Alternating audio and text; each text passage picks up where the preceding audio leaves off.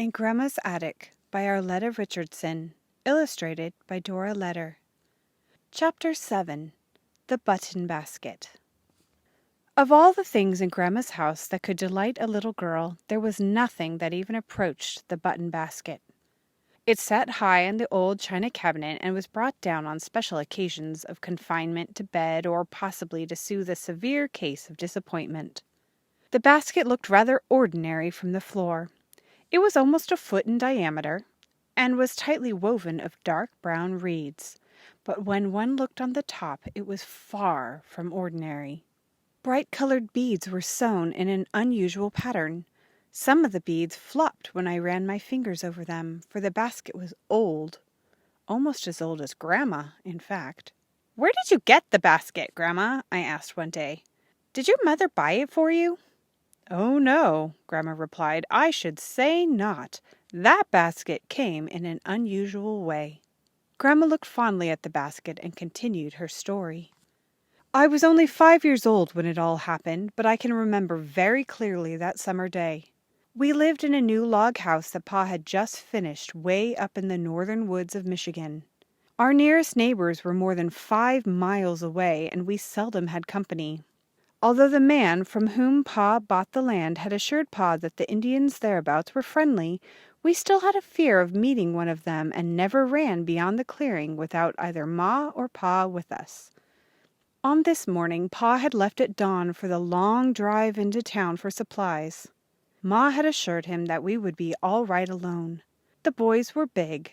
Reuben was 8 and Roy was almost 7, and they would look after us women folk. The day was fine and warm, and the boys had hurried through their chores and were playing a game with sticks and pine cones. I was swinging in the rope swing Pa had hung for me in the tree nearest the cabin. Ma was singing as she worked, and the boys were shouting, so it was not strange that no one heard when someone approached the cabin from the woods. Suddenly it seemed too quiet. The boys were standing still and open-mouthed. Ma had stopped singing and was staring toward the woods beyond the clearing. For there, slowly and softly, came a tall Indian toward us. "Children, come here," Ma called, and we quickly ran to hide behind her skirts. "Now, don't make any noise," she warned. "We don't want to scare him. Maybe he's lost or something." She knew, of course, that he was not. Indians do not get lost in their own woods. She just needed to reassure herself as well as us. The Indian was taller than anyone I had ever seen, much taller than Pa. He wore buckskin trousers and had bright beads around his neck. His hair was in a long braid, and more beads were woven through the braid. He stood straight and broad-shouldered in front of Ma and held out his hand. Ma shrank back against the cabin, and I began to cry in terror.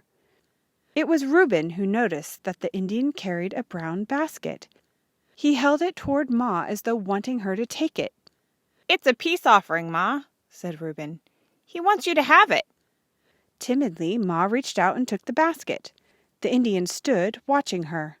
Ma knew that she must give something in return. But what did she have? Quickly, she turned and ran into the cabin and looked about frantically for something to offer the Indian. "I'll get something shiny," she thought, and reached for the pewter cup she had brought from home. The Indian, however, shook his head.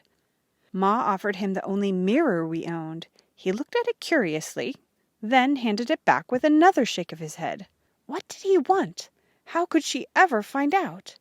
The Indian stood in the doorway, his eyes taking in every detail of the little one-room cabin. Then he stalked to the stove and uncovered the loaves of fresh bread that had just come from the oven. Food! Of course, that was it! As quickly as she could, Ma wrapped the loaves in a towel and thrust them at the Indian. We children watched wide-eyed as she added the remainder of our sugar supply, several cans of fruit, and the pie she had made for Pa's supper.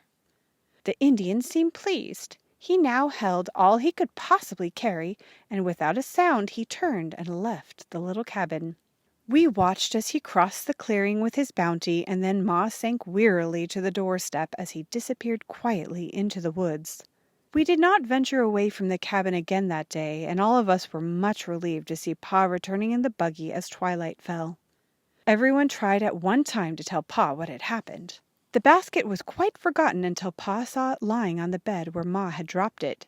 He picked it up and studied it carefully. "This is a beautiful piece of handiwork," he said. "It is hand-woven, and those beads would tell an Indian legend if we knew how to read them. I'd like to know the story." "Well, I've had enough story for one day," replied Ma.